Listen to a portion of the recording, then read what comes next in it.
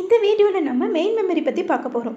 Main memory வந்து ஓஎஸில் எதுக்காக இந்த மெயின் மெமரி அதோட மேனேஜ்மெண்ட் பற்றி பார்க்க போகிறோம் அப்படின்னா, நம்ம எல்லாருக்கும் தெரியும் ஆப்ரேட்டிங் சிஸ்டம் தான் வந்துட்டு எல்லா ஹார்ட்வேர் டிவைஸஸையும் கண்ட்ரோல் பண்ணுது. அதனால வந்துட்டு மெமரியையும் வந்துட்டு அதுதான் கண்ட்ரோல் பண்ணும், அதுதான் வந்துட்டு மேனேஜ் பண்ணும். அப்படின்றதுனால ஓஎஸ் கான்செப்ட் கீழே வந்துட்டு நம்ம வந்து மெயின் மெமரி பற்றி பார்க்க போகிறோம். மெமரின்னு எடுத்துக்கிட்டோம்னா 2 டைப் ஆஃப் மெமரி இருக்குது. ஒன்று வந்துட்டு மெயின் மெமரி, இன்னொன்று வந்துட்டு செகண்டரி மெமரி. மெமரி என்ன பர்பஸ்க்காக யூஸ் பண்ணுறோம் அப்படின்னா, நம்மளோட ஃபைல்ஸ் எல்லாத்தையும் வந்துட்டு மெமரியில் தான் நம்ம வந்து ஸ்டோர் பண்ணி வச்சுருப்போம். ஸ்டோரேஜ் பர்பஸ்க்காக தான் வந்துட்டு மெமரி யூஸ் பண்ணுறோம். ஏன் 2 டைப் ஆஃப் மெமரி வச்சுருக்காங்க அப்படின்னா, ஒரு ப்ராசஸ் வந்து ஒரு ப்ரோக்ராம் வந்து எக்ஸிக்யூட் ஆகும்போது அது என்னென்னு சொல்கிறோம் அப்படின்னா ப்ராசஸ்ன்னு சொல்லிட்டு சொல்கிறோம். அப்போ அந்த ப்ராசஸ் வந்து நம்ம எக்ஸிக்யூட் பண்ணணும் அப்படின்னா அதுக்கு வந்துட்டு என்ன அப்படின்னா சிபியூவில் தான் வந்துட்டு எக்ஸிக்யூட் பண்ண போகிறோம்.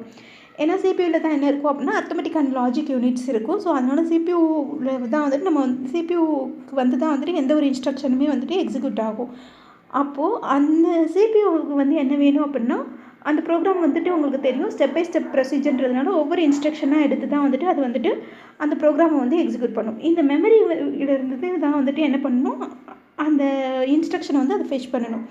இந்த சிபியூவால் அக்சஸ் பண்ண கூடிய மெமரின்னு பார்த்தோம் அப்படின்னா அது மெயின் மெமரி.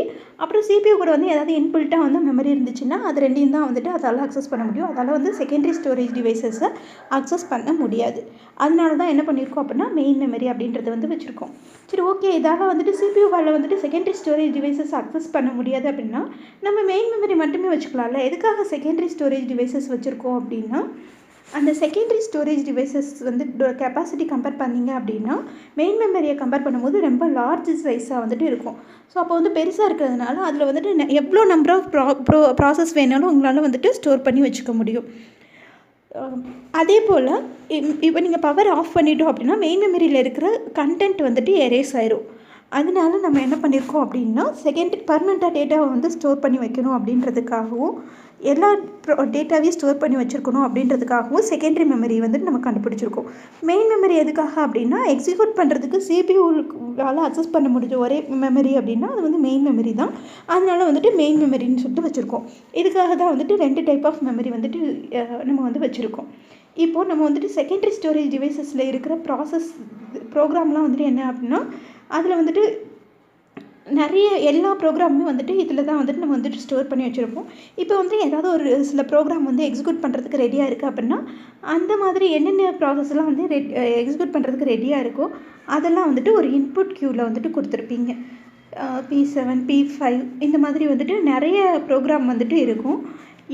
அதிலேருந்து நம்ம என்ன பண்ணுறோம் அப்படின்னா ஏதாவது ஒரு அல்காரிதம் வச்சு இந்த மெயின் மெமரிக்கு வந்துட்டு அந்த ப்ராசஸை வந்துட்டு நம்ம செலக்ட் பண்ணணும். ஏன்னா மெயின் மெமரிக்கு வந்தால் தான் நம்மளால் என்ன பண்ண முடியும், எக்ஸிக்யூட் பண்ண முடியும். ஸோ அதனால் என்ன பண்ணுறோம் அப்படின்னா இன்புட் க்யூ வந்து வச்சுருப்பீங்க. இதிலேருந்து ஏதாவது ஒரு அல்காரிதம் வச்சு செலக்ட் பண்ணுவீங்க. அந்த அல்காரிதம் எப்படி செலக்ட் பண்ணோம் அப்படின்னா, ஃபஸ்ட்டு பார்க்குறது வந்து மெமரியோட ஸ்பேஸ். நம்ம வந்து இந்த ப்ராசஸ் இதுக்குள்ளே கொடுத்தோம் அப்படின்னா இதால் வந்துட்டு ஃபுல் மெமரி அந்த ப்ராசஸ் வந்து அக்கமடேட் பண்ண முடியுமா அப்படின்னு பார்க்கும். செகண்ட் வந்துட்டு இந்த ப்ராசஸ்க்குள்ளே வந்துட்டு ஏதாவது ப்ரியாரிட்டி பார்க்கும். நம்ம என்ன டைப் ஆஃப் அல்காரிதம் யூஸ் பண்ணுறோமோ அதுக்கேற்ற மாதிரி இதிலேருந்து வந்துட்டு 1 or more ப்ராசஸஸை வந்துட்டு அதை வந்து எக்ஸிக்யூட் பண்ணும். இதில் வந்துட்டு லோட் பண்ணும்.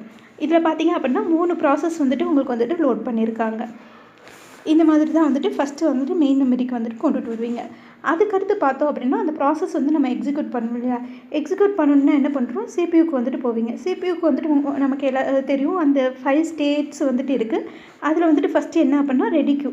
இந்த ரெடி க்யூவில் தான் என்ன இருக்கும் அப்படின்னா இதில் இருக்கிற அந்த ப்ராசஸ் எல்லாமே வந்து எக்ஸிக்யூட் பண்ணுறதுக்கு ரெடியாக இருக்கிறதுனால இந்த ப்ராசஸ்லாம் வந்துட்டு இந்த ரெடி க்யூவில் வந்துட்டு இருக்கும். இதிலேருந்து ஏதாவது ஒரு ப்ராசஸை வந்துட்டு சிபியூ ஷெட்யூலிங் அல்காரிதம்ஸ் வந்துட்டு நிறைய இருக்குது. அந்த ஷெட்யூலிங் அல்காரிதத்தை வச்சு இதில் இருக்க ஏதாவது ஒரு ப்ராசஸ் வந்துட்டு சிபியூ வந்து செலக்ட் பண்ணும். ஓகே, இப்போ இந்த ப்ராசஸ் தான் நம்ம வந்து எக்ஸிக்யூட் பண்ணணும்னு அது செலக்ட் பண்ணிடுச்சு அப்படின்னா என்ன பண்ணுவோம், இந்த ப்ராசஸில் வந்துட்டு நிறைய லைன்ஸ் வந்துட்டு நம்ம எழுதியிருப்போம். நம்ம எல்லாருக்கும் தெரியும் ப்ரோக்ராம்னா என்ன அப்படின்னா ஸ்டெப் பை ஸ்டெப் இன்ஸ்ட்ரக்ஷன். அதை எக்ஸிக்யூட் பண்ணும்போது தான் நம்ம ப்ராசஸ்ன்னு சொல்லிட்டு சொல்கிறோம். ஸோ அதனால் அதில் வந்துட்டு நிறைய இன்ஸ்ட்ரக்ஷன்ஸ் இருக்கும். ஸோ அப்போ எப்படி எக்ஸிக்யூட் பண்ண ஆரம்பிக்கும் அப்படின்னா 2 இதில் இருக்கும். ஃபஸ்ட்டு வந்துட்டு இன்ஸ்ட்ரக்ஷன் ஃபெட்ச் சைக்கிள் அப்படின்னு சொல்லிட்டு சொல்கிறோம். இன்ஸ்ட்ரக்ஷன் ஃபெட்ச் சைக்கிளில் வந்துட்டு என்ன பண்ணுறோம் அப்படின்னா ஃபஸ்ட் லைனுக்கு போய் அதில் இருக்க இன்ஸ்ட்ரக்ஷனை வந்துட்டு ஃபெச் பண்ணிட்டு வரும்.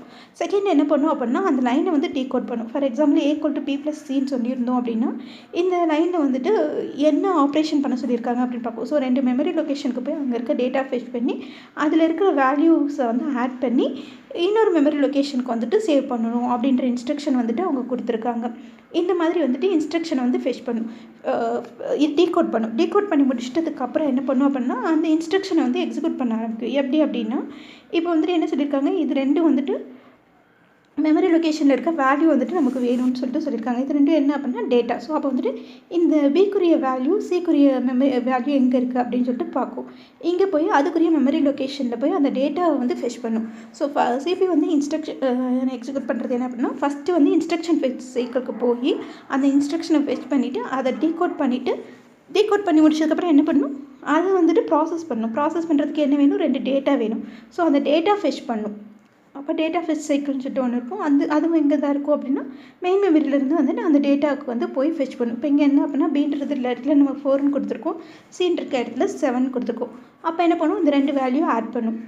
ஆட் பண்ணால் என்ன வருது உங்களுக்கு, இதில் வந்துட்டு 11 வருது. இது வந்துட்டு இந்த ஆட் பண்ணுறது எங்கே போகும் அப்படின்னா ஏஎல்யூக்கு போய் இந்த 2ஐயும் வந்துட்டு ஆட் பண்ணி கொடுக்கும். அந்த ரிசல்ட் என்னவாக இருக்கும், ஏன்னு இன்னொரு மெமரி லொக்கேஷனில் போய் ஸ்டோர் ஆகும்.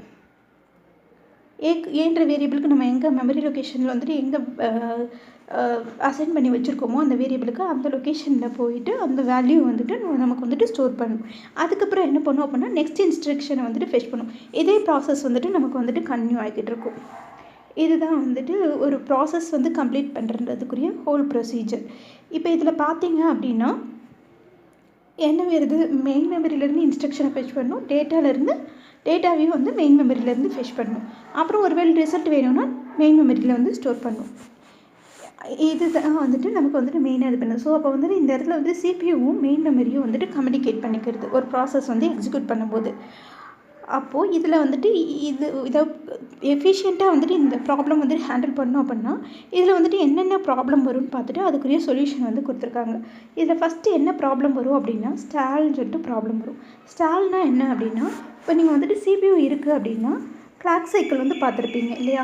ஸோ இதில் வந்துட்டு ஒரு கிளாக் சைக்கிளில் வந்துட்டு இதில் வந்துட்டு 4 அல்லது 5 இன்ஸ்ட்ரக்ஷன்ஸ் வந்துட்டு நம்ம வந்து எக்ஸிக்யூட் பண்ணுறோம் அப்படின்னா சிபியோட கெப்பாசிட்டி என்ன அப்படின்னா ஒரே ஒரு கிளாக் சைக்கிளில் வந்துட்டு 4 or 5 இன்ஸ்ட்ரக்ஷன்ஸ் வரைக்கும் எக்ஸிக்யூட் பண்ண முடியும். நான் இப்போ ஆல்ரெடி சொன்னது மாதிரி A=B+C அந்த மாதிரி வந்துட்டு ஒரு 5 அல்லது 6 இன்ஸ்ட்ரக்ஷன்ஸ் வரைக்கும் வந்துட்டு அதால் வந்துட்டு எக்ஸிக்யூட் பண்ண முடியும். எப்போது அதுக்கு தேவையான டேட்டாலாம் வந்துட்டு கிடச்சிருச்சுன்னா. பட் மெயின் மெமரியோட கெப்பாசிட்டி என்னவாக இருக்கும் அப்படின்னா ஒரே ஒரு டேட்டா ஃபெச் பண்ணுறதுக்கு இந்த மாதிரி வந்துட்டு ஒரு 4 or 5 கிளாக் சைக்கிள் வரைக்கும் வந்துட்டு எடுத்துக்கிறோம். இப்போ நம்ம வந்துட்டு A=B+Cன்ற இன்ஸ்ட்ரக்ஷன் எக்ஸிக்யூட் பண்ணால் என்ன வேணும், நமக்கு 2 டேட்டா வேணும். அப்போ ஒரு டேட்டாவுக்கே வந்துட்டு இது 4 கிளாக் சைக்கிள் எடுத்துக்கிடுச்சுன்னா 2 டேட்டாவுக்கு என்ன எடுத்துக்கிறோம், மொத்தம் வந்து 8 கிளாக் சைக்கிள் வந்து எடுத்துக்கிறோம். அப்போ சிபியூ என்ன பண்ணும், ஒரு ஃபஸ்ட்டு கிளாக் சைக்கிள் முடிஞ்சோடனே அந்த இதில் வந்து இந்த இன்ஸ்ட்ரக்ஷனை டீகோட் பண்ணி முடித்தோடனே இந்த டேட்டாவுக்காக ஒரு 4 சைக்கிள், இந்த டேட்டாவுக்காக ஒரு 4 சைக்கிள், மொத்தம் வந்துட்டு டேட்டா கிடைக்கிறதுக்கே அதுக்கு என்னவாயிரும் 9 சைக்கிள் வரைக்கும் ஆகிக்கிறோம். அதுக்கப்புறம் தான் அதால் என்ன பண்ண முடியும், அந்த இன்ஸ்ட்ரக்ஷனையும் வந்துட்டு எக்ஸிக்யூட் பண்ண முடியும், அதுக்குரிய ப்ராசஸிங்கே பண்ண முடியும். அப்போது சிபியூவோட கெப்பாசிட்டி ரொம்ப ஃபாஸ்ட்டாக இருந்தாலும் இந்த ஃபஸ்ட்டு இதுலேயே வந்துட்டு அதால் என்ன பண்ண முடியும்னு சொல்லியிருக்கோம் 4 அல்லது 5 இன்ஸ்ட்ரக்ஷன் வரைக்கும் எக்ஸிக்யூட் பண்ண முடியும். அப்போ அது வந்துட்டு ஒரே ஒரு கிளாக் சைக்கிள் முடியாததுக்கு முன்னாடியே வந்துட்டு டேட்டா ஃபெச் பண்ணுறதுக்காக அன்னெசரியாக 8லேருந்து 9 வரைக்கும் கிளாக் சைக்கிள் வரைக்கும் வெயிட் பண்ணும். அப்போ அந்த டைமிங் என்னவாக இருக்கும், அது எதுவுமே பண்ணாமல் ஐடியலாக இருக்கும். இந்த மாதிரி அது ஐடியலாக இருக்கிறது தான் வந்துட்டு என்னென்னு சொல்கிறாங்க அப்படின்னா ஸ்டால். ஓகே, இப்போது வந்துட்டு இதுதான் வந்து ப்ராப்ளம். இதில் என்ன ப்ராப்ளம், அது படுக்க வெயிட் பண்ணிட்டு போகலாம்ல அப்படின்னு சொல்லிட்டு சொன்னோம் அப்படின்னா நார்மலாக வந்துட்டு நம்ம ஓஎஸோட வந்துட்டு எய்ம் என்னவாக இருக்கும் அப்படின்னா எல்லா ரிசோர்ஸஸையுமே வந்துட்டு ரொம்ப எஃபிஷியண்ட்டாக யூட்டிலைஸ் பண்ணுறது தான் வந்துட்டு அதோடய எய்ம்.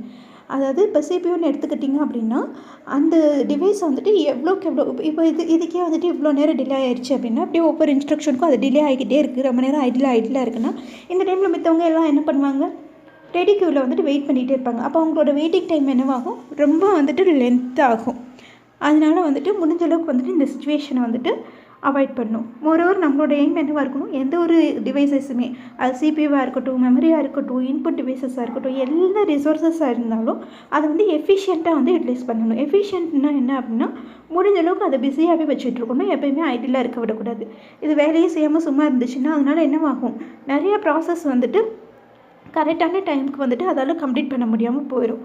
இதுதான் வந்துட்டு ப்ராப்ளம். ஓகே, இதுக்குரிய சொல்யூஷன் எப்படி கொடுக்குறாங்க அப்படின்னா கேஷ் மெமரி வந்து வச்சுக்கிறாங்க. ஏன்னா டேட்டா ஃபெச் பண்ணுறது அந்த ஸ்பீட் இன்வேரியன்ஸ் வரதுனால தான் ப்ராப்ளம் அப்படின்றதுனால கேஷ்ன்னு சொல்லிட்டு ஒரு மெமரி வந்து வச்சுக்கிறாங்க.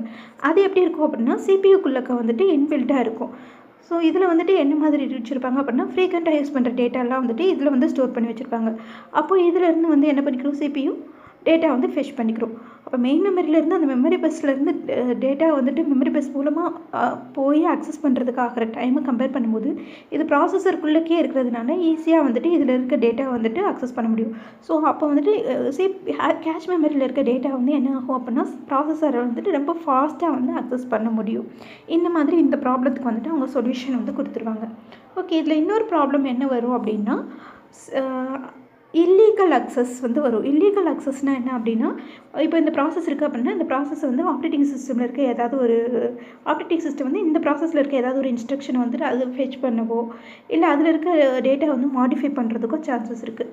அப்படி இல்லை அப்படின்னா இந்த ப்ராசஸ் போய் இதில் இருக்க டேட்டா வந்து மாடிஃபை பண்ணுறதுக்கு இருக்குது. இதுதான் வந்துட்டு இல்லீகல் அக்சஸ் அப்படின்னு சொல்லிட்டு சொல்கிறாங்க. நார்மலாக நம்ம என்ன பண்ணுவோம், நம்மளோட டேட்டா வந்துட்டு நம்ம ப்ரைவேசியாக வச்சுக்கணும்னு நினைப்போம், செக்யூராக வந்து வச்சுக்கணும், வேறு யாரும் பார்க்கக்கூடாது அப்படின்னு சொல்லிட்டு வச்சுருப்போம். அதனால தான் நம்ம மொபைலில் என்ன பண்ணி வச்சுருப்போம், பாஸ்வேர்டு இதெல்லாம் வந்து போட்டு வச்சுருப்போம். அப்போ அதே மாதிரி தான் வந்து ஒவ்வொரு ப்ராசஸ்க்குமே வந்துட்டு நம்ம வந்து செக்யூரிட்டி ப்ரொவைட் பண்ணணும். வேறு யாரும் வந்து அவங்க டேட்டாவை பார்க்குறதே கூடாதுன்னும் போது யாரோ ஒருத்தவங்க வந்துட்டு அதில் இருக்க டேட்டாவை மாடிஃபை பண்ணிட்டாங்க அப்படின்னா என்னவாகும், அந்த ப்ராசஸ்க்குரிய இன்ஸ்ட்ரக்ஷன்லாம் வந்துட்டு கரெக்டாக எக்ஸிக்யூட் பண்ண முடியாது. ஸோ அதனால இந்த ப்ராப்ளமும் என்ன அப்படின்னா கண்டிப்பாக வந்து சால்வ் பண்ணியே ஆக வேண்டிய ப்ராப்ளம். இதுக்குரிய சொல்யூஷன் எப்படி கொடுக்கும் அப்படின்னா ஹார்ட்வேர் டிவைசஸ் மூலமாக கொடுக்கும். என்ன பண்ண அப்படின்னா 2 ரெஜிஸ்டர்ஸ் வந்து வச்சுருக்கு. இது வந்துட்டு இந்த ஒரு ப்ராசஸ்க்கு மட்டும் இல்லை, இந்த ப்ராசஸ்க்கும் வந்துட்டு இதே மாதிரி 2 ரெஜிஸ்டர். இந்த ப்ராசஸ்க்கு எவ்வளோ ப்ராசஸ் இருக்கும், ஒவ்வொரு ப்ராசஸ்க்கும் வந்துட்டு ஒரு 2 ரெஜிஸ்டர்ஸ் வந்து வச்சுருக்கும். அந்த ரெஜிஸ்டர் நேம் என்ன அப்படின்னா ஒன்று பேஸ் ரெஜிஸ்டர், இன்னொன்று வந்து லிமிட் ரெஜிஸ்டர். இந்த பேஸ் ரெஜிஸ்டரில் என்ன இருக்கும் அப்படின்னா இந்த ப்ராசஸ் வந்துட்டு மெயின் மெமரியில் எங்கேருந்து ஸ்டார்ட் ஆகுதோ அந்த ஸ்டார்டிங் லொக்கேஷன் வந்து இருக்கும். அப்போ இந்த ப்ராசஸுக்குரிய பேஸில் வந்துட்டு என்ன இருக்குன்னா இது இருக்கும், இந்த ப்ராசஸ்க்குரிய பேஸில் இந்த வேல்யூ வந்துட்டு இருக்கும். ஸோ அந்த பேஸில் இருக்க வேண்டிய வேல்யூன்னு பார்த்தீங்க அப்படின்னா அந்த ப்ராசஸோட ஸ்டார்டிங் அட்ரஸ் எதுலேருந்து அந்த ப்ராசஸ் ஸ்டார்ட் ஆகுது அப்படின்றது வந்து இந்த பேஸில் வந்துட்டு இருக்கும். இந்த லிமிட்டில் வந்துட்டு என்ன இருக்கும் அப்படின்னா ப்ராசஸோட சைஸ் வந்துட்டு இருக்கும்.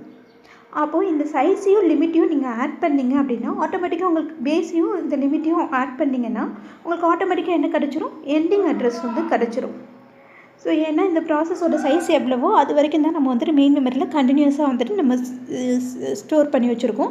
அதனால் வந்துட்டு இந்த 2 வேல்யூ ஆட் பண்ணிங்கன்னா எண்ட் வேல்யூ வந்துட்டு கிடச்சிரும்.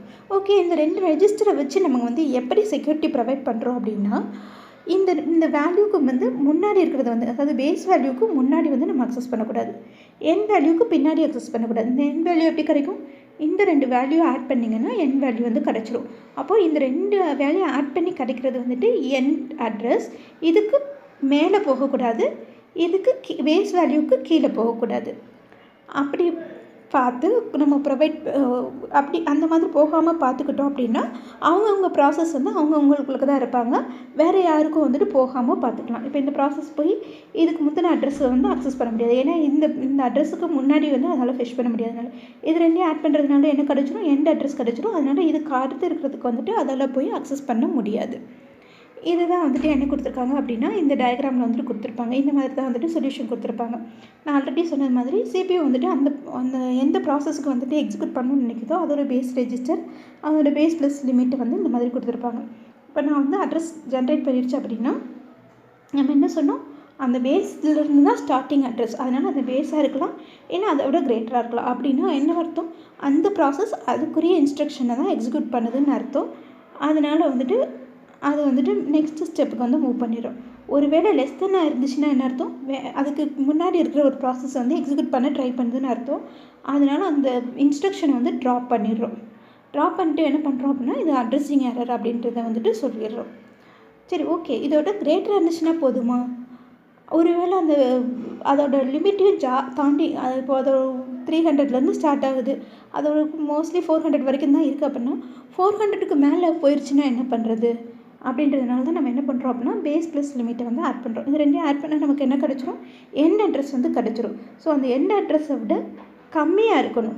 கம்மியாக இருந்துச்சுன்னா தான் என்ன அர்த்தம் அப்படின்னா இந்த ப்ராசஸ் வந்துட்டு இந்த லிமிட்டுக்குள்ளே தான் வந்துட்டு யூஸ் பண்ணுதுன்னு அர்த்தம்.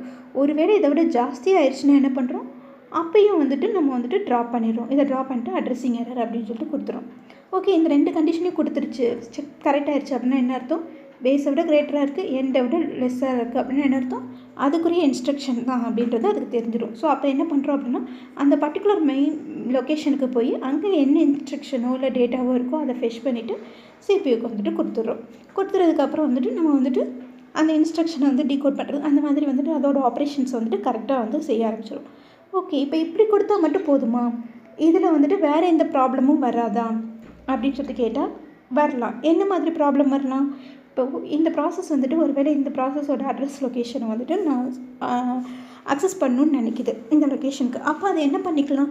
போய் இந்த வேல்யூவுக்கு போயிட்டு ஒரு 20 லாஸ்ட் இருக்கிற அந்த 40க்கு பதிலாக 20 மாற்றிடுச்சுன்னா என்ன ஆகும்?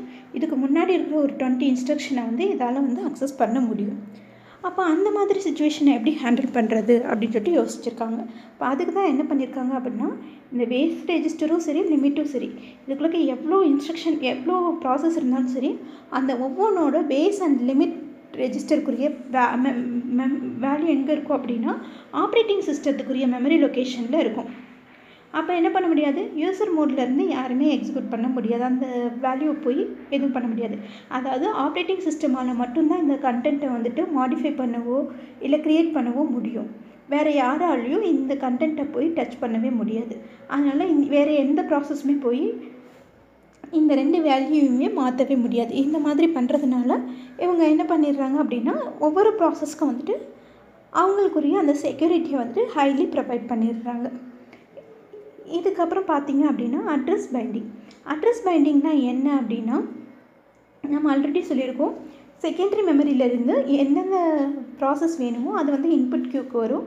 அங்கே வந்துட்டு என்ன பண்ணுறோம் அப்படின்னா, மெயின் மெமரிக்கு வந்துட்டு நம்ம வந்து ப்ராசஸ் வந்துட்டு கொண்டுட்டு வரோம்னு சொல்லியிருக்கோம். அப்போ கொண்டுட்டு வரும்போது நம்ம நார்மலாக ப்ராசஸ் வந்துட்டு என்ன சொல்லுவோம், 0, 1, 2 அந்த மாதிரி தான் வந்துட்டு நம்ம ப்ரோக்ராமுக்கு வந்துட்டு லைன் நம்பர் கொடுத்துருப்போம். ஆனால் அது வந்துட்டு இதே 0 லொக்கேஷன்லேயே மெயின் மெமரியில் ஸ்டோர் ஆகுமா அப்படின்னு கேட்டால் கிடையாது. எங்கே ஃப்ரீ ஸ்பேசஸ் இருக்கோ அதிலேருந்து தான் ஸ்டார்ட் ஆகும். ஃபார் எக்ஸாம்பிள் 340 இந்த மாதிரி இருந்ததுன்னா இந்த லொக்கேஷன் தான் இதோட ஸ்டார்டிங் அட்ரஸ். அப்போது இந்த 0ன்றது வந்துட்டு எங்கே போய் ஸ்டோர் ஆகும், 1ன்றது வந்து அதுக்கடுத்து எங்கே போய் ஸ்டோர் ஆகும் அப்படின்றது வந்து நம்ம வந்து பயன் பண்ணணும். இதுக்காக யூஸ் பண்ணுறது தான் வந்துட்டு அட்ரஸ் பைண்டிங். இதை வந்துட்டு என்ன பண்ணுறோம் அப்படின்னா 3 ஸ்டெப்பில் வந்துட்டு பண்ணலாம் அப்படின்னு சொல்லிட்டு சொல்லியிருக்காங்க. என்னென்ன ஸ்டெப்பில் பண்ணலாம் அப்படின்னா, ஒன்று கம்பைல் பண்ணும்போது பண்ணலாம், இன்னொன்று வந்துட்டு லோட் பண்ணும்போது பண்ணலாம், மூணாவது வந்துட்டு எக்ஸிக்யூட் பண்ணும்போது பண்ணலாம். இந்த மாதிரி வந்து 3 ஸ்டெப்பில் வந்துட்டு நம்ம வந்துட்டு அட்ரஸ் பைண்டிங் வந்து பண்ணலாம் அப்படின்னு சொல்லிட்டு சொல்லியிருக்காங்க. 3 டைமில் எப்படி பண்ணுறாங்க அப்படின்றத பார்க்கறதுக்கு முன்னாடி எந்தெந்த டைப் ஆஃப் கோடிங்கை எங்கெங்கே வந்துட்டு அட்ரஸ் பைண்ட் பண்ணுறாங்க அப்படின்றத வந்து ஃபஸ்ட்டு பார்க்கலாம். ஃபஸ்ட்டு பார்த்திங்க அப்படின்னா, நம்ம வந்துட்டு எழுதுகிற ப்ராசஸ்னால என்ன, ப்ரோக்ராம் இன் எக்ஸிக்யூஷன் அப்படின்னு சொல்லிட்டு தான் சொல்லியிருக்கோம். அந்த ப்ரோக்ராம் நம்ம எதில் எழுதுவோம், C++ இந்த மாதிரி ஏதாவது ஒரு லாங்குவேஜஸில் தான் வந்துட்டு நீங்கள் எழுதுவீங்க. அது என்னென்னு சொல்கிறாங்க அப்படின்னா, அந்த மாதிரி ஹை லெவல் லாங்குவேஜஸில் வந்துட்டு ஏதாவது எழுதுவீங்க. அப்படி இல்லாட்டினா ஆர் அந்த மாதிரி வந்துட்டு ஏதோ ஒரு அசம்பிளி லாங்குவேஜஸில் வந்துட்டு நம்ம ப்ரோக்ராம் எழுதுவோம். அதனால் வந்துட்டு அது வந்துட்டு அசம்பிளி லாங்குவேஜஸாக இருக்கலாம், இல்லாட்டினா ஹை லெவல் லாங்குவேஜஸாக இருக்கலாம். ஸோ அந்த லெவல் லாங்குவேஜஸில் நம்ம எழுதுகிற இதை வந்துட்டு சோர்ஸ் ப்ரோக்ராம் அப்படின்னு சொல்லிட்டு சொல்கிறோம். ஆனால் கம்ப்யூட்டருக்கு வந்துட்டு என்ன தெரியும், 0s and 1s மட்டும்தான் தெரியும். ஸோ இந்த 0s and 1ஸை வந்து என்னென்னு சொல்கிறாங்க அப்படின்னா மெஷின் லெவல் லாங்குவேஜஸ்ன்னு சொல்லிட்டு சொல்கிறாங்க. ஃபார் எக்ஸாம்பிள் A = B + Cன்னு சொல்லிட்டு நம்ம ஆல்ரெடி சொன்னதே பார்த்தோம்னா, இதுக்கு வந்துட்டு இதுக்கு ஈக்குவலண்ட்டான 0s and 1 காம்பினேஷனில் வந்துட்டு இந்த மாதிரி பெருசாக வந்துட்டு இருக்கும். அதே மாதிரி இதுக்கும் ஒரு இது இருக்கும், இதுக்கும் இருக்கும். ப்ளஸ் ஆப்ரேஷனுக்கு ஒரு 0s and 1 காம்பினேஷன் இருக்கும், இதுக்கு வந்துட்டு ஒரு 0s and 1 காம்பினேஷன் இருக்கும். இந்த மாதிரி வந்துட்டு ஒரு இன்ஸ்ட்ரக்ஷனை வந்துட்டு அதுக்கு ஈக்குவலண்ட்டான மெஷின் இன்ஸ்ட்ரக்ஷனாக மாற்றணும் அப்படின்னா அந்த ஒவ்வொன்றுக்கும் வந்துட்டு அதுக்கு ஈக்குவலண்ட்டான 0s and 1 காம்பினேஷன்ஸை வச்சுன்னா ஒரு கோடிங் வந்துட்டு இருக்கும். அது வந்துட்டு என்ன பண்ண முடியும் அப்படின்னா, நமக்கு வந்துட்டு அந்த லாங்குவேஜஸில் வந்து கோடிங் எழுதுறது வந்து கஷ்டமாக இருக்கும். அதுக்காக தான் நம்மளோட கன்வீனியன்ட்டுக்காக ஹை லெவல் லாங்குவேஜஸ் கொடுத்துருக்காங்க. அதே நேரத்தில் நம்ம இந்த லாங்குவேஜஸில் எல்லாம் என்ன பண்ண முடியாது, மெஷினால் அதால் அண்டர்ஸ்டாண்ட் பண்ணிக்க முடியாது. மெஷினால் அண்டர்ஸ்டாண்ட் பண்ணிக்க முடிஞ்சது அந்த 0s and 1s மட்டும்தான். அப்போ என்ன பண்ணணும், இப்போ 2 பேருக்கு வந்துட்டு ஒரு ஆளுக்கு வந்துட்டு தமிழ் தெரியுது, இன்னொருத்தவங்களுக்கு வந்துட்டு தெலுங்கு தெரியுது. இப்போ 2 பேருக்குமே வந்துட்டு அந்த ஒரு லாங்குவேஜ் மட்டும்தான் தெரியுது, இன்னொரு லாங்குவேஜ் தெரியல, ஆனால் கண்டிப்பாக பேசணும்னு நினைக்கிறாங்க. அப்போ என்ன பண்ணுவாங்க, யாராவது ஒரு டிரான்ஸ்லேட்டர் வச்சுக்குவாங்க. அவங்களுக்கு என்ன தெரியும், 2 லாங்குவேஜுமே தெரியும், தமிழும் தெரியும் தெலுங்கும் தெரியும். அப்போ தமிழில் பேசுகிறவங்கள வந்து அவங்க என்ன பண்ணுவாங்க, தெலுங்கில் வந்து டிரான்ஸ்லேட் பண்ணி கொடுப்பாங்க, தெலுங்கில் இருக்கிறத வந்துட்டு தமிழுக்கு, அந்த மாதிரி வந்துட்டு அவங்க வந்து டிரான்ஸ்லேட் பண்ணி கொடுப்பாங்க. அந்த மாதிரி ட்ரான்ஸ்லேட் பண்ணுற டாஸ்க்கு தான் வந்துட்டு என்ன பண்ணுது அப்படின்னா கம்பைலர் ஆனது அசம்பிளர் வந்து பண்ணுது. கம்பைலர் என்ன பண்ணும் அப்படின்னா ஹை லெவல் லாங்குவேஜஸில் இருக்கிறத வந்துட்டு லோ லெவல் லாங்குவேஜாக கன்வெர்ட் பண்ணும். அசம்பிளர் என்ன பண்ணும் அப்படின்னா ஏதாவது நம்ம அசம்பிளி லெவல் லாங்குவேஜஸில் வந்துட்டு கோட் எழுதி வச்சுருந்தோம் அப்படின்னா அதை வந்துட்டு மெஷின் லெவல் லாங்குவேஜஸாக வந்து கன்வெர்ட் பண்ணி கொடுக்கும். அந்த மாதிரி மெஷின் லெவல் லாங்குவேஜாக கன்வெர்ட் பண்ணுறது தான் என்னென்னு சொல்கிறாங்க அப்படின்னா ஆப்ஜெக்ட் மாடியூல் சொல்கிறாங்க. அப்போ இந்த ஆப்ஜெக்ட் மாடியூலில் வந்துட்டு நம்ம வந்துட்டு ஸ்டோர் பண்ணுறோம் இல்லையா, அந்த இடத்துல வந்து மெமரியில் வந்துட்டு நம்ம லோட் பண்ணுறது தான் வந்துட்டு என்னென்னு சொல்கிறாங்க அப்படின்னா கம்பைல் டைமில் பண்ணுறது.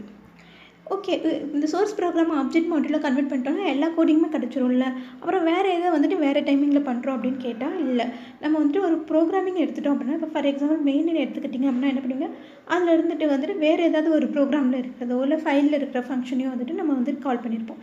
இதுதான் என்னென்னு சொல்கிறாங்க அப்படின்னா அதர் ஆப்ஜெக்ட் மாடியூல்னு சொல்லிட்டு சொல்கிறாங்க. இப்போ அந்த ஃபங்க்ஷனை கால் பண்ணால் என்ன ஆகும், அந்த ஃபங்க்ஷன் எங்கே இருக்கோ அங்கேருந்து அந்த கோடிங்கை எடுத்து அந்த கோடிங்கை வந்துட்டு நம்ம லோட் பண்ணணும். ஸோ இந்த மாதிரி இருக்கிற வேறு ஆப்ஜெக்ட் மாடியூலில் வந்துட்டு என்ன பண்ணுறோம் அப்படின்னா லிங்கேஜ் எடிட்டர் வந்து பண்ணும்.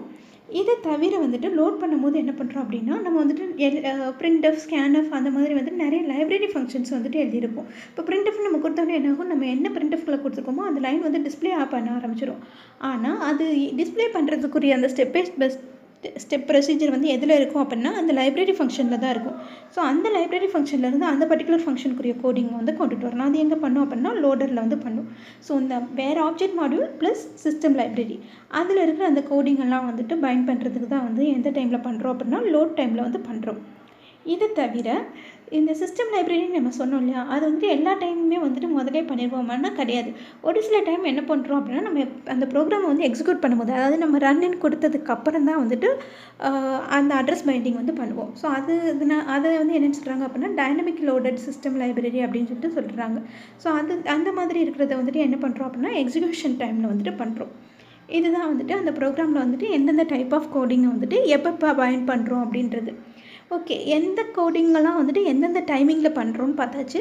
இப்போ எப்படி பண்ணுறோம் அப்படின்னு சொல்லிட்டு பார்க்க போகிறோம். நம்ம என்ன சொல்லியிருந்தோம், மூணு டைப்பில் வந்துட்டு பண்ணுறோன்னு சொல்லியிருந்தோம். ஃபஸ்ட்டு வந்து compile time, second load time, third வந்துட்டு ரன் டைம் அல்லது எக்ஸிக்யூஷன் டைம் அப்படின்னு சொல்லிட்டு சொல்கிறோம்.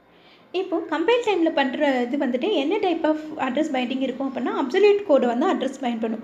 அப்சல்யூட் கோட்னா என்ன அப்படின்னா ஒன்றும் கிடையாது. இப்போ நம்மளோட ப்ரோக்ராமிங் ஸ்டார்டிங் அட்ரஸ் 0லேருந்து 10 வரைக்கும் இருக்குது அப்படின்னா இதோட மெமரியில் வந்துட்டு இது எங்கே போய் லோட் ஆகணும். இப்போ 6லேருந்து ஸ்டார்ட் ஆகுதுன்னா R+10 வரைக்கும் வந்துட்டு லோட் ஆகணும். அதாவது இதில் இருக்க 0 வந்து Rலேயும், 1 வந்துட்டு R+1லேயும், 2 வந்துட்டு R+2லேயும், அதே மாதிரி 10ன்றது வந்து R+10லேயும் வந்துட்டு லோட் ஆகணும். இந்த மாதிரி வந்துட்டு பைண்ட் பண்ணுறது தான் வந்துட்டு என்ன அப்படின்னா அப்சல்யூட் கோட் வந்து பயன் பண்ணுறதுன்ட்டு.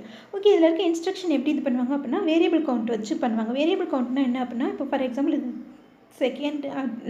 செகண்ட் அட்ரஸ் அப்படின்னா இது வந்துட்டு எப்படி அப்படின்னா இந்த ஸ்டார்டிங் அட்ரஸ்லேருந்து எவ்வளோ நம்பர் ஆஃப் பைட்ஸ் தள்ளி இருக்குது, 2 பைட்ஸ் வந்து தள்ளி இருக்குது. அப்போ வந்துட்டு இதில் வந்துட்டு நம்மளால் என்ன பண்ணிடலாம், ஸ்டார்டிங் அட்ரஸ் R R+2 அந்த மாதிரி வச்சுட்டு ஃபெச் பண்ண முடியும். இந்த மாதிரி பண்ணுறது வந்துட்டு கம்பைல் டைமில் பண்ணுறாங்க. இது வந்துட்டு இதில் பண்ணுறாங்க அப்படின்னா ms.com ஃபார்மேட் இந்த இதில் வந்துட்டு அதாவது MS-DOS அந்த மாதிரி இருக்கிறதுல இந்த ப்ரோக்ராம்ஸ்லாம் வந்துட்டு கம்பைல் டைமில் வந்துட்டு அட்ரஸ் பைண்டிங் வந்துட்டு பண்ணுறாங்க. அதுக்கடுத்து பார்த்தோம் அப்படின்னா லோட் டைம் பைண்டிங் அப்படின்னா என்ன அப்படின்னா ரீலொகேட்டபிள் கோடு வந்துட்டு நம்ம யூஸ் பண்ணுறோம். ரீலொகேட்டபிள் கோட்னா என்ன அப்படின்னா ஸ்டார்டிங் அட்ரஸ் வந்து சேஞ்சஸ் ஆகுறது. நான் ஆல்ரெடி சொல்லியிருந்தேன் Rலேருந்து R+10 வரைக்கும் இருந்தது நம்மளோட ப்ரோக்ராம் வந்து எக்ஸிக்யூட் பண்ணிக்கும். அதாவது Rன்றதுல என்னவாக இருக்கும், 0ல் இருக்கிற லைன் இருக்கும், 1ல் வந்துட்டு R+1ல் வந்துட்டு 1ல் இருக்கிற லைன் இருக்கும், லாஸ்ட் லைன் வந்துட்டு R+10ல் வந்துட்டு இருக்கும். இந்த மாதிரி இருக்கும்.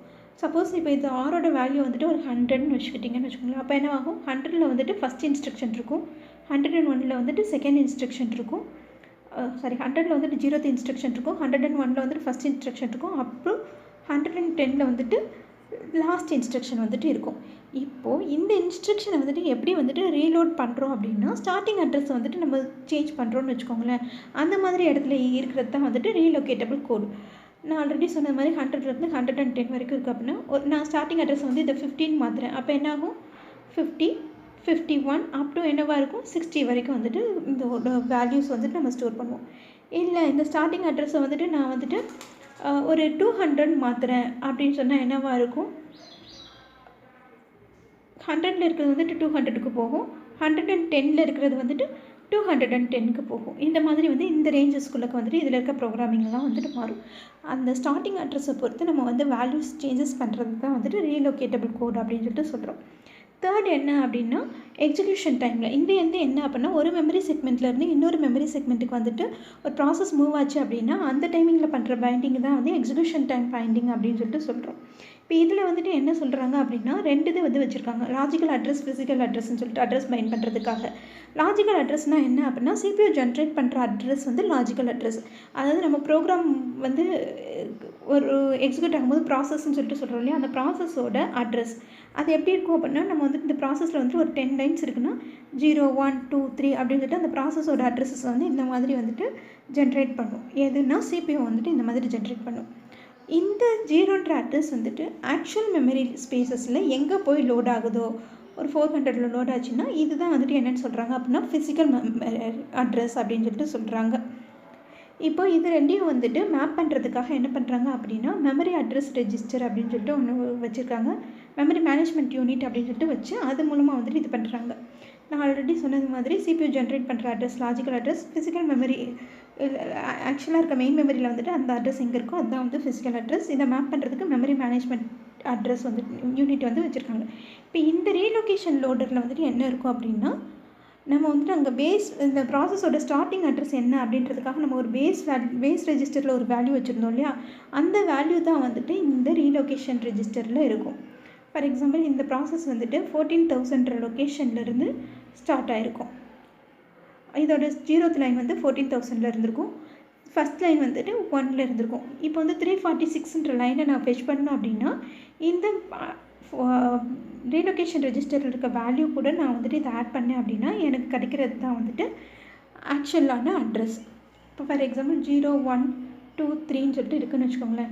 இந்த 0ன்ற லைன் என்னவாக இருக்கும் 14,000ல் இருக்கும். 1ன்றது என்னவாக இருக்கும் 14,001ல் இருக்கும். 2ன்றது 14,002ல், 3ன்றது 14,003ல். அப்போ 14,000 + 3ன்னு கொடுத்தா என்னாகும் 14,003 கிடச்சிடும். அந்த மாதிரி வந்துட்டு நம்ம வந்துட்டு அந்த அட்ரஸை வந்துட்டு நம்ம வந்துட்டு கால்குலேட் பண்ணிக்கலாம். நம்ம CPU ஜென்ரேட் பண்ணுறது வந்துட்டு 0லேருந்து அந்த ப்ரோக்ராமோட சைஸ் மேக்ஸிமம் எவ்வளோ இருக்கோ அது வரைக்கும் ஜென்ரேட் பண்ணும். அது எந்த லொக்கேஷனில் போய் ஸ்டோர் ஆகும் அப்படின்னா நம்ம அந்த ரீலொகேஷன் ரெஜிஸ்டரில் இருக்கிற வேல்யூ ப்ளஸ் 0லேருந்து அதோட மேக்ஸிமம் வரைக்கும் வந்துட்டு ஸ்டோர் ஆகும். அதாவது இதில் இருக்க கெப்பாசிட்டியும் அதே மெமரி ஸ்பேசஸ். இதுக்கு வந்து மேக்ஸிமம் வந்துட்டு ஒரு 500 ஸ்பேசஸ் வேணும்னா சேம் 500 ஸ்பேசஸ் வந்துட்டு ஃபிசிக்கல் மெமரியில் வந்துட்டு போய் லோட் ஆகணும். அந்த மாதிரி தான் வந்துட்டு நம்ம என்ன பண்ணுறோம் அப்படின்னா அந்த ப்ரோக்ராம் வந்துட்டு லோட் பண்ணுறோம். இதுக்கடுத்து பார்த்தீங்க அப்படின்னா டைனமிக் லோடிங்னா என்ன அப்படின்னா நம்ம இது வரைக்குமே எல்லாமே என்ன பார்த்துட்டு வரோம் அப்படின்னா எப்படி வந்துட்டு ஒரு மெயின் மெமரியில் வந்துட்டு செகண்டரி மெமரியிலேருந்து ப்ரோக்ராம் வந்து எடுத்துகிட்டு வரோம் அப்படின்றது தான் பார்த்துட்டு வரோம். அதில் என்ன ப்ராப்ளம் வரும் அப்படி வந்துட்டு லோட் பண்ணும்போது அதை அட்ரஸ் வச்சு தான் ஃபெச் பண்ணுவோன்றதுனால அந்த அட்ரஸ் பைண்டிங் பற்றி பார்த்தோம். இப்போ நம்ம என்ன பண்ண போகிறோம் அப்படின்னா டைனமிக் லோடிங். இது எதுக்காக பார்க்குறோம் அப்படின்னா இப்போ நம்ம வந்து ஒரு ப்ராசஸ் இருக்குது, அது ரொம்ப பெரிய ப்ராசஸாக இருக்குது, ஆனால் மெயின் மெமரியோட கெப்பாசிட்டி வந்துட்டு கம்மியாக தான் இருக்கும். ஸோ அந்த மாதிரி இடத்துல நம்ம என்ன பண்ணிக்கலாம் அப்படின்னா டைனமிக் லோடிங் வந்து யூட்டிலைஸ் பண்ணிக்கலாம். டைனமிக் லோடிங்னா என்ன அப்படின்னா அது வேறு ஒன்றும் கிடையாது. இப்போ இந்த ஒரு ப்ராசஸில் வந்துட்டு நீங்கள் வந்துட்டு மெயின் சொல்லிட்டு ஒரு ஃபங்க்ஷன் இது கொடுத்துருக்கீங்க. இதுக்குள்ளே வந்துட்டு என்ன பண்ணியிருப்பீங்க அப்படின்னா நிறைய கோடிங் வந்து எழுதியிருப்பீங்க. அடுத்து வந்துட்டு ஒரு ஃபங்க்ஷனை வந்துட்டு நீங்கள் கால் பண்ணுறீங்க. அப்புறம் கோடிங் எழுதியிருக்கீங்க. அந்த ஃபங்க்ஷன் முடிஞ்சதுக்கப்புறம் திரும்ப வந்துட்டு இன்னொரு ஃபங்க்ஷனை வந்துட்டு கால் பண்ணுறீங்க. இந்த மாதிரி வந்துட்டு நிறைய ரொட்டீன்ஸ் வந்துட்டு அதுக்குள்ளே இருக்கலாம். இப்போ இதோட ஃபுல் கெப்பாசிட்டியும் அதெல்லாம் வந்து அக்கமடேட் பண்ண முடியாது. அப்போ அது என்ன பண்ணும் அப்படின்னா இந்த ஃபங்க்ஷன் எல்லாம் விட்டுட்டு அது ஜஸ்ட் இந்த மெயின் அந்த ஃபங்க்ஷன் காலிங்குரிய அந்த இது இருக்கும். அந்த ஃபங்க்ஷனுக்குரிய கோடிங் எழுதியிருப்போம் இல்லையா, இது முடிச்சோடனே வந்துட்டு அந்த ஒவ்வொரு ஃபங்க்ஷனையும் எலாபரேட் பண்ணி அதுக்குரிய கோடிங்லாம் வந்துட்டு நம்ம எழுதியிருந்திருப்போம் இல்லையா, அந்த கோடிங் பார்ட்டெல்லாம் விட்டுட்டு மெயின் மெமரி அந்த மெயின் ஃபங்க்ஷன் என்ன இருக்கோ அந்த ஃபங்க்ஷனை மட்டும் ஃபஸ்ட்டு வந்துட்டு இந்த ப்ராசஸ்க்குள்ளே வந்துட்டு கொண்டுட்டு வரும் மெயின் மெமரிக்கு. இப்போ இந்த மாதிரி இருக்குது அப்படின்னா அந்த ப்ராசஸோட மெயினை வந்துட்டு கொண்டுட்டு வரும். இப்போ நான் அந்த லைனை வந்து ஒவ்வொரு லைனாக எக்ஸிக்யூட் பண்ணிகிட்டு வர்றேன். எந்த இடத்துல அந்த ஃபங்க்ஷனை நான் கால் பண்ணுறேனோ அப்படி நான் கால் பண்ணும்போது மட்டும் போய் அந்த ஃபங்க்ஷனுக்குரிய கோடிங்கை வந்து பார்க்கும். அதோட சைஸ் வந்து எவ்வளோ இருக்குது, அது மூலமாக வந்துட்டு வேறு ஏதாவது ப்ராசஸ் வந்துட்டு கால் பண்ணியிருக்கோமா, வேறு ஏதாவது டேட்டா தேவையா, இல்லை அந்த கோடிங் மட்டுமா போதுமான்னு பார்க்கும். ஒருவேளை அந்த கோடிங் மட்டும் தேவை அப்படின்னா அது தேவைப்படுற டைமிங் மட்டும் அதை வந்துட்டு நீங்கள் கொண்டுட்டு வந்துட்டு அந்த அட்ரஸ் அந்த லொக்கேஷனில் வந்துட்டு அதை வந்துட்டு நீங்கள் வந்து லோட் பண்ணுவீங்க. லோட் பண்ணிவிட்டு அதுக்கப்புறம் என்ன பண்ணுறோம் அந்த கோடிங்கை வந்து எக்ஸிக்யூட் பண்ண ஆரம்பிப்போம். இந்த இதனால் என்ன அட்வான்டேஜஸ்ன்னு கேட்டிங்க அப்படின்னா, நமக்கு வந்து தேவைப்படுற மட்டும்தான் வந்துட்டு அந்த ஃபங்க்ஷனை வந்துட்டு நம்ம கொண்டுட்டு வரோம். அதனால வந்துட்டு மெமரி ஸ்பேஸஸை வந்து நம்மளால் வந்து எஃபிஷியண்ட்டாக யூட்டிலைஸ் பண்ண முடியும். இன்னும் ஒரு சில டைமில் பார்த்தோம் அப்படின்னா, அன்ரீச்சபிள் கோடுன்னு சிலது இருக்கும். அன்ரீச்சபிள் கோடுன்னா என்ன அப்படின்னா, இப்போ வந்துட்டு நான் வந்துட்டு ஏதாவது ஒரு எரர் மெசேஜ் வந்துச்சுன்னா, அதை ஹேண்டில் பண்ணுறதுக்காக வந்து ட்ரை கேட்ச் வந்து யூஸ் பண்ணியிருப்பேன். ஆனால் எல்லா டைமுமே வந்துட்டு அந்த எரர் மெசேஜஸ் வருமான்னு பார்த்தா வராது. ஸோ அந்த மாதிரி இடத்துலலாம் வந்துட்டு அந்த கோடிங்கை வந்து நம்ம அன்னெசரியாக வந்து லோட் பண்ண வேண்டியதே இல்லை. ஸோ இந்த மாதிரி அன்ரீச்சபிள் கோட்லாம் இருக்கும்போது அதெல்லாம் வந்து அனாவசியமாக வந்துட்டு செகண்டரியிலேருந்து மெயின் மெமரிக்கு கொண்டுட்டு வர அந்த ப்ராப்ளத்தை வந்துட்டு இது வந்து அவாய்ட் பண்ணும். இந்த மாதிரி பண்ணுறதுக்கு பேர் தான் வந்துட்டு டைனமிக் லோடிங் அப்படின்னு சொல்லிட்டு சொல்கிறாங்க. இப்போ நம்ம டைனமிக் லோடிங் பார்த்தது மாதிரியே வந்துட்டு dynamic linking and shirt libraries வந்து பார்க்க போகிறோம். டைனமிக் லிங்கிங்னா என்ன அப்படின்னா, நம்ம வந்து சிஸ்டம் லைப்ரரி ஃபங்க்ஷன்ஸ்லாம் நம்ம ஆல்ரெடி பார்த்துருந்தோம் இல்லையா? 2 டைப்பில் பார்க்குறோம் அப்படின்ட்டு. ஒன்று லோட் பண்ணும் போதே வந்துட்டு நம்ம வந்து பைண்ட் பண்ணுவோம். இன்னொன்று வந்து என்ன அப்படின்னா, ரன் பண்ணும்போது மட்டும்தான் பண்ணுவோம். அதை எக்ஸிக்யூட் பண்ணும்போது பண்ணுறதுக்கு பேர் தான் வந்துட்டு டைனமிக் லிங்க் பண்ணுறோம். அந்த லைப்ரரி ஃபங்க்ஷனுக்குரிய கோடிங்க. இதுக்கு முன்னாடி இந்த டைனமிக் லோடிங்கிறது வந்துட்டு என்ன அப்படின்னா, தேவைப்படும் போது ஆப்ஜெக்ட் வந்து கொண்டுட்டு வரோம். அதாவது ரன் பண்ணும்போது மட்டுமே அதை கொண்டுட்டு வர்றீங்க. ரன் பண்ணுறப்ப எதெல்லாம் பண்ணுறீங்களோ அதுதான் வந்து டைனமிக்னு சொல்லிட்டு சொல்கிறாங்க. ரன் பண்ணதுக்கு முன்னாடி என்ன டாஸ்க் பண்ணாலும் அது வந்துட்டு என்ன அப்படின்னா ஸ்டாட்டிக் அப்படின்னு சொல்லிட்டு சொல்லுவாங்க. இந்த டைனமிக் லோடிங்கில் என்ன பார்த்தோம் அப்படின்னா, அதர் ஆப்ஜெக்ட் மாடியூல்ஸை வந்து பார்த்தோம். நம்ம ஆல்ரெடி பார்த்துருக்கோம் சோர்ஸ் ப்ரோக்ராம். அப்புறம் அந்த ப்ரோக்ராமில் வந்து வேறு ஏதாவது ஃபங்க்ஷன்ஸ் இருந்துச்சுன்னா அதர் ஆப்ஜெக்ட் மாடியூல் பார்த்துருக்கோம். அதுக்கப்புறம் வந்துட்டு என்ன பார்த்துருக்கோம், லைப்ரரி ஃபங்க்ஷன்ஸ்னு சொல்லிட்டு பார்த்துருக்கோம். அதில் வந்து சோர்ஸ் ப்ரோக்ராமுங்க வந்து ஆப்ஜெக்ட் மாடியூலில் இது பண்ணும்போது கம்பைல் டைமில் பண்ணும். அந்த ஃபங்க்ஷன்ஸ் ஆப்ஜெக்ட் மாடியூலை வந்து பயன் பண்ணுறது வந்து லோட் டைமில் பண்ணும் அப்படின்னு சொல்லிட்டு பார்த்துருக்கோம். லோட் டைமில் பண்ணிச்சு அப்படின்னா அது வந்து ஸ்டாட்டிக் லோடிங் பார்க்குறோம். அதுவே வந்துட்டு அப்பயே பண்ணுறதுக்கு பதிலாக கொஞ்சம் டிலே பண்ணிவிட்டு ரன் பண்ணும்போது பண்ணுறோம் அப்படின்னா அது வந்து டைனமிக் லோடிங்கிறோம். அதோட அட்வான்டேஜஸ் வந்து மெமரி ஸ்பேஸஸ் வந்து எஃபிஷியண்ட்டாக யூட்டிலைஸ் பண்ணுறோன்னு பார்த்தோம்.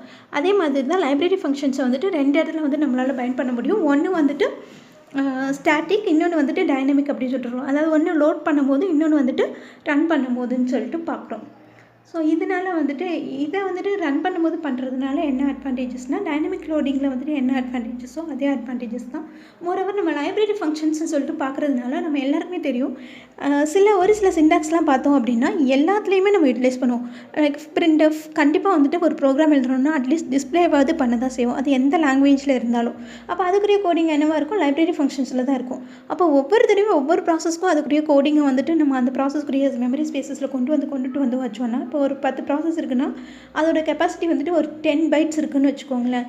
அந்த கோடிங்குரிய கெப்பாசிட்டி ஒவ்வொன்றிலையும் வந்து 10 போது ஒரு 10 ப்ராசஸ் இருக்குது. 10 × 10 அப்போது 100 பைட்ஸ் வந்துட்டு நமக்கு வந்து மெமரி ஸ்பேஸஸ் வந்து தேவைப்படும். அதுக்கு பதிலாக என்ன பண்ணிக்கலாம் அப்படின்னா, ஒரே ஒரு ஆப்ஜெக்ட் மாடியூல் மட்டும் வச்சுக்கலாம். அதாவது ஒரே ஒரு தடவை மட்டும் அந்த ப்ரோக்ராம்க்குரிய அந்த ஆப்ஜெக்ட் கோடிங் வந்து வச்சுட்டு எல்லா ப்ரோக்ராமுமே வந்துட்டு அந்த மெமரி ஸ்பேஸில் ஏதாவது ஒரு இடத்துல வச்சுட்டு எந்தெந்த ப்ரோக்ராம்க்கெலாம் வேணுமோ அதெல்லாம் வந்துட்டு ரெஃபர் பண்ணுறது மாதிரி வச்சுக்கலாம். இதில் வந்துட்டு என்னென்னு சொல்கிறாங்க அப்படின்னா, ஸ்டப்னு சொல்லிட்டு ஒன்று வச்சுருக்காங்க. இந்த ஸ்டப்ன்றதோட டியூட்டி என்ன அப்படின்னா, நான் ஆல்ரெடி சொன்னது மாதிரி ஒவ்வொரு லைப்ரரி ஃபங்க்ஷனுக்குமே வந்துட்டு ஒரு ஆப்ஜெக்ட் மாடியூல் வந்து க்ரியேட் பண்ணி வச்சுருப்பாங்க. அதை வந்துட்டு ரெஃபர் பண்ணுறது, அந்த ஆப்ஜெக்ட் லைப்ரரி ரொட்டீனுக்குரிய இமேஜை வந்துட்டு ரெஃபர் பண்ணுறது தான் வந்து இந்த ஸ்டெப். இதில் வந்துட்டு என்ன பண்ணியிருப்பாங்கன்னா, ஒரு ஸ்மால் பீஸ் ஆஃப் கோட் வந்துட்டு எழுதி வச்சுருப்பாங்க. இந்த கோடில் என்ன பண்ணுவாங்க அப்படின்னா, ஆல்ரெடி இப்போ நான் வந்துட்டு printfன்னு சொல்லிட்டு ஒரு ஃபங்க்ஷன் வச்சுருக்கேன் ஒரு ப்ரோக்ராமில் அப்படின்னா, அதுக்குரிய இமேஜ் வந்துட்டு மெமரியில் வந்துட்டு வேறு யாராவது ப்ரோக்ராம் யூஸ் பண்ணிருச்சுன்னா அது கோடிங் வந்துட்டு ஏதாவது ஒரு இடத்துல வந்துட்டு இருக்கும். இந்த ஸ்டெப்பை என்ன பண்ணும் அப்படின்னா, மெமரியில் வந்துட்டு அதுக்குரிய கோடிங் எங்கேயாவது இருக்கா அப்படின்னு சொல்லிட்டு பார்க்கும். இருந்துச்சுன்னா என்ன பண்ணும் அப்படின்னா, ஜஸ்ட் அந்த இடத்துல வந்துட்டு ரெஃபர் மட்டும் பண்ணிவிடும். இங்கே வந்துட்டு இது லோடாக இருக்குது, இதை வந்து யூட்டிலைஸ் பண்ணிக்கலாம் அப்படின்றது மாதிரி அந்த ப்ரோக்ராமுக்கு வந்துட்டு அதை லோட் பண்ணுறதுக்கு எப்படி அப்படின்றத வந்துட்டு அதை யூட்டிலைஸ் பண்ணுறது எப்படின்றத வந்து சொல்லும். ஒருவேளை இந்த மெயின் மெமரியில் இல்லவே இல்லை, இப்போ தான் ஃபஸ்ட் டைம் வருது அப்படின்னா என்ன பண்ணும் அப்படின்னா, அந்த ஆப்ஜெக்ட் கோடை வந்துட்டு மெமரியில் வந்துட்டு எப்படி லோட் பண்ணலாம், எங்கே லோட் பண்ணலாம் அப்படின்றதுக்கான கோடிங் வந்துட்டு இந்த ஸ்டெப்பில் தான் வந்துட்டு இருக்கும். இந்த மாதிரி டைனமிக் கிளிக் பண்ணுறதுனால அட்வான்டேஜஸ் என்ன அப்படின்னா, நம்ம ஒரே ஒரு ஆப்ஜெக்ட் ரெஃபரன்ஸ் மட்டும் ஒரே ஒரு ஆப்ஜெக்ட்டுக்குரிய, அதாவது அந்த லைப்ரரி ஃபங்க்ஷனுக்குரிய கோடிங் வந்துட்டு ஒரே ஒரு இமேஜ் கோடிங் மட்டும் வச்சுட்டு மற்ற எல்லா ப்ரோக்ராமுமே அதை தான் வந்துட்டு நம்ம ரெஃபர் பண்ணுறோம். ஸோ இது மூலமாக வந்துட்டு நமக்கு என்ன அட்வான்டேஜஸ் கிடைக்கும் அப்படின்னா, இப்போ நம்ம ஒரு ப்ரோக்ராம் இருக்குது அப்படின்னா அதில் வந்துட்டு வேர்ஷன்ஸ் வந்து அடிக்கடி மாற்றுவாங்க. அதாவது ஒவ்வொரு கோடிங்கும் அவங்க இப்போ சீன் எடுத்துக்கிட்டாலுமே வந்துட்டு அதிலே வந்துட்டு வேர்ஷன் நம்பர் மாறுதுன்னா என்ன அர்த்தம் அப்படின்னா, அவங்க ஆல்ரெடி வச்சுருக்கிற அதை வந்துட்டு அப்டேட் பண்ணுவாங்க. அப்டேட் பண்ணுறதுனா என்னென்னா, அதில் இருக்க நிறைய கோடிங்ஸை வந்து அவங்க சேஞ்ச் பண்ணுவாங்க. சின்ன லெவலில் சேஞ்ச் பண்ணாங்கன்னா அதை வந்துட்டு வெர்ஷன் நம்பர் மாற்ற மாட்டாங்க. பெரிய லெவலில் சேஞ்ச் பண்ணாங்க அப்படின்னா அப்போது வெர்ஷன் நம்பர் வந்துட்டு மாற்றுவாங்க. அப்படி வெர்ஷன் நம்பர் வந்து மாற்றும் போது என்னவாகும் அப்படின்னா புது வெர்ஷனுக்கு வந்துடுது. அப்போ புது கோடிங் இருக்கும். இப்போ பிரிண்டஃப்கே வந்துட்டு நார்மலாக வந்துட்டு ஒரு கோடிங் எழுதியிருக்காங்க அப்படின்னா ஒரு ஏதோ ஒரு லாங்குவேஜ் எடுத்துக்கிறீங்க, அதோட வெர்ஷன் 4ல் வந்துட்டு ஒரு கோடிங் எழுதியிருக்காங்க. வெர்ஷன் 5ல் வந்துட்டு அதை விட வந்துட்டு நிறைய இது வந்து எக்ஸ்ட்ராவாக ஆட் பண்ணி ஒரு கோடிங் எழுதியிருக்காங்க. இப்போ நியூ வெர்ஷன் வந்துருச்சு அப்படின்னா அப்போ இதை எப்படி ஹேண்டில் பண்ணுவாங்க? ஆல்ரெடி வந்துட்டு எந்தெந்த ப்ரோக்ராம்லாம் இதை வந்துட்டு லோட் பண்ணிகிட்டு இருக்கோம், அந்த ப்ரோக்ராம்லாம் வந்துட்டு ஓல்டன் வெர்ஷனையும் யூஸ் பண்ணணும்னு நினச்சிச்சுன்னா அதுவே இது பண்ணி வச்சுட்டு புதுசாக வந்துட்டு எந்தெந்த ப்ரோக்ராம்லாம் வந்துட்டு நியூ வெர்ஷன் கூட இருக்கோ அதுக்கு மட்டும் அந்த ஆப்ஜெக்ட் வந்துட்டு லிங்க் பண்ணி வச்சுக்கிடுவாங்க. இதுதான் என்னென்னு சொல்கிறாங்க அப்படின்னா ஷேர்டு லைப்ரரி அப்படின்னு சொல்லிட்டு சொல்கிறாங்க. ஸோ அப்போ வந்துட்டு நியூ லைப்ரரி வெர்ஷன் வந்துட்டு யார் யாருக்கு வேணுமோ அவங்க மட்டும் அந்த இதை வந்துட்டு இது பண்ணிக்கலாம்.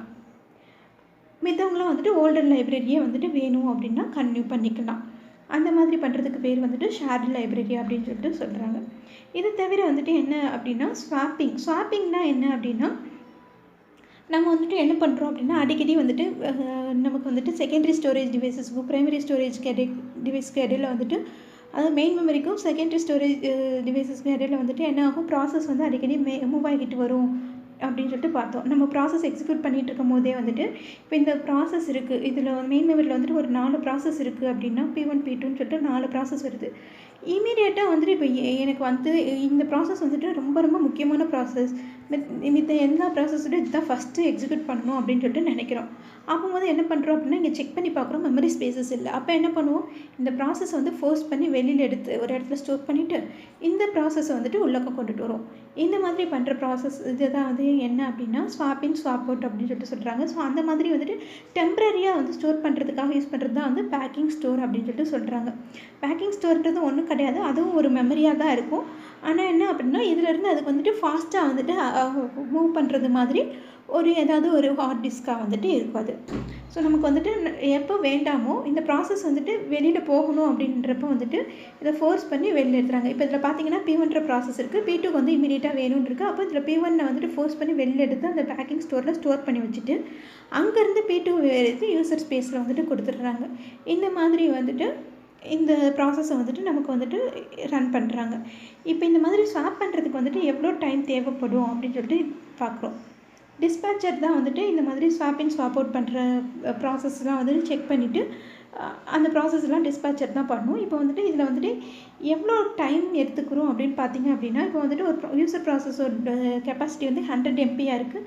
பேக்கிங் ஸ்டோரில் வந்துட்டு அந்த ட்ரான்ஸ்ஃபர் பண்ணுற ரேட் அதாவது மெயின் மெமரியிலேருந்து இங்கே ட்ரான்ஸ்ஃபர் பண்ணுறதுக்கான ரேட் வந்துட்டு 50 MBயாக இருக்குது அப்படின்னா ஆக்சுவல் ட்ரான்ஸ்ஃபர் ரேட்டு வந்துட்டு இந்த 100 MBயை வந்துட்டு மெயின் மெமரியிலேருந்து அதுக்கு கொண்டுட்டு வர்றதுக்கு வந்துட்டு எவ்வளோ டைம் எடுத்துக்கிறோம் அப்படின்னா 100/50 MB அதாவது 2 milliseconds வந்துட்டு டைம் வந்து எடுத்துக்கிறோம்.